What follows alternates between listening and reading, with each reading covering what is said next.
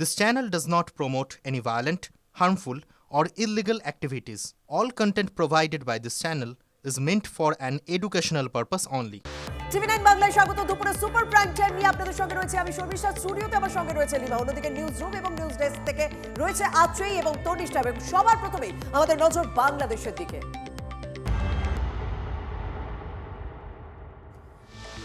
এই মুহূর্তে আগুনে জ্বলছে বাংলাদেশ এবং দুই রাজ্যের আগুন জ্বলছে। সেখানে হিন্দুদের উপর আক্রমণ, ধর্মকে অছিলা করে ফের হিন্দু নিধন চলছে বাংলাদেশে। ময়মনসিংহের ভালুকায় নারকীয় ঘটনা, সেই ছবি আপনাদের সামনে তুলে ধরবো। কিভাবে হিন্দুকে মারধরের পর জীবন্ত পুড়িয়ে মারার অভিযোগ ময়মনসিংহে।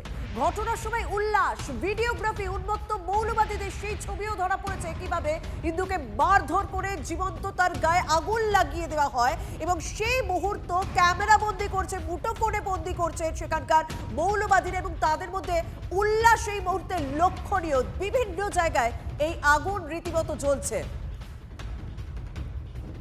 নৈরাজ্যের বাংলাদেশে এই মুহূর্তে। কিন্তু অন্তর্বর্তী সরকার, সেই অন্তর্বর্তী সরকার কি করছে? ইউনূস প্রত্যেককে শান্তি নিরাপত্তা বজায় রাখতে বলছে। হাদের মৃত্যু এবং সেই হাদের মৃত্যুর পরে পরিস্থিতি কন্টিনিউ উত্তপ্ত হয়ে যাচ্ছে বাংলাদেশের বিভিন্ন জায়গায়। পুরনো যে সাংস্কৃতিক পীঠস্থানগুলো ছিল সেখানে আগুন লাগানো হচ্ছে, সেখানে ভাঙচুর করা হচ্ছে। এবং যেভাবে আমরা জানি যে ধানমন্ডির যে বাড়ি রয়েছে, মুজিবুর রহমানের ধানমন্ডির যে বাড়ি, যা আগের অশান্তির সময় ভেঙে দেওয়া হয়েছিল, আর এবারে অবশিষ্ট অংশ ভেঙে দেওয়া হলো। কেন এই নৈরাজ্যের আগুন জ্বলছে? এখন ঠিক কি পরিস্থিতি দাঁড়িয়ে রয়েছে জানাবেন আমার সহকর্মী সায়ন্ত আমার সঙ্গে রয়েছেন। সায়ন্ত, দেখো, গোটা বাংলাদেশ জুড়ে এখন কিন্তু শুধুই নৈরাজ্য। অভ্যন্তরীণ সরকারের যিনি প্রধান মোহাম্মদ ইউনূস, তিনি জাতির উদ্দেশ্যে ভাষণে সবাইকে শান্ত থাকার আবেদন জানিয়েছেন, কিন্তু তার এই বক্তব্যকে কেউ গুরুত্ব দিচ্ছে না। তবে আরও ভালো করে বলা চলে যে পুলিশ এবং সেনাকে এ ব্যাপারে আরও বেশি সক্রিয় ভূমিকা পালন করতে দেখা যেতে পারত যদি ইউনূস প্রশাসন চাইতো, সেটাও দেখা যাচ্ছে না। ময়মনসিংহের ভালুকায় যে ঘটনা ঘটেছে, একজন হিন্দু যুবক দীপু দাসকে তাকে মারধর করে আধমরা অবস্থায় জ্যান্ত জ্বালিয়ে দেওয়া হয়েছে এবং সেই ছবি মুঠোবন্ধী মোবাইলে ছবি তুলতে তুলতে রীতিমতো উন্মত্ত উল্লাসে ফেটে পড়েছে কট্টর মৌলবাদীরা।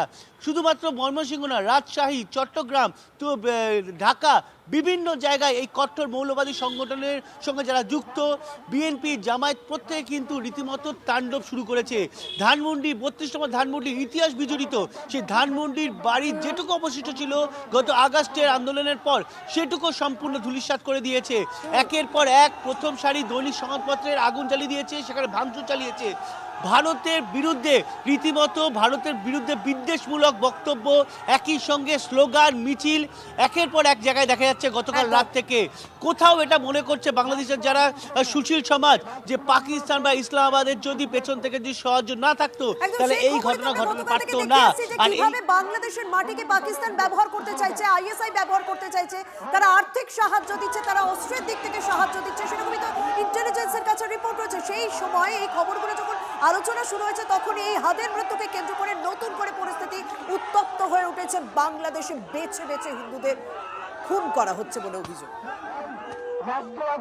21st সেঞ্চুরিতে এটা তো ভাবাই যায় না যে এ ধরনের চিত্র আমরা কোথায় থেকেও দেখতে পারি। 21st সেঞ্চুরি ইন্টারনেটের জামানা আছে, লোক আমরা উচ্চ কথা বলি, আর অন্যদিকে আমরা দেখছি কি জাস্ট অন্য লোকের কিছু অন্য বিলিফ হওয়ার থাকাকালীন ওদেরকে 3rd class 10th class citizen হয়ে থাকতে হচ্ছে। তো এটা খুব চিন্তার বিষয়। আমি এটাই আশা করছি কি বাংলাদেশ সরকার স্টেপস নেবে, আর যারা এরকম ঘটিয়েছে ওদের বিরুদ্ধে ওরা স্টেপস নেবে। আমরা নিজ দেশে পরবাসী হয়েছি, আমরা থাকতে পারছি না। আমরা বলতে জনগণ যারা বিচারের কাছে যেও বিচার পাচ্ছে না। আপনারা জানেন পুড়িয়ে মারার যে ঘটনা ময়মনসিংহে আমরা দেখেছি ছবি সহ, এটা চিন্তা করা যায় না। সংবাদপত্রের উপরে হামলা হচ্ছে। যারা প্রথম আলো এবং ডেইলি স্টার খুব নামকরা সংবাদপত্র বাংলাদেশে, সারা পৃথিবী এদেরকে চিনে।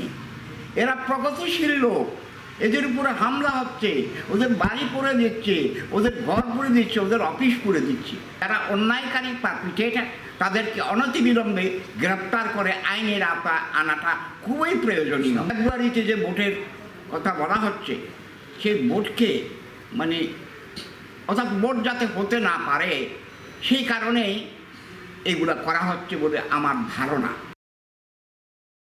আমরা 80-র দশক থেকে বলে আসছি যে বিনা যুদ্ধে ভারত দখলের চক্রান্ত হচ্ছে। এই মৌলবাদ, এই র্যাডিক্যালিজম, এটা মানব সভ্যতার একটা ক্যান্সার, একটা ক্ষত। এর থেকে মুক্তি পেতে হবে।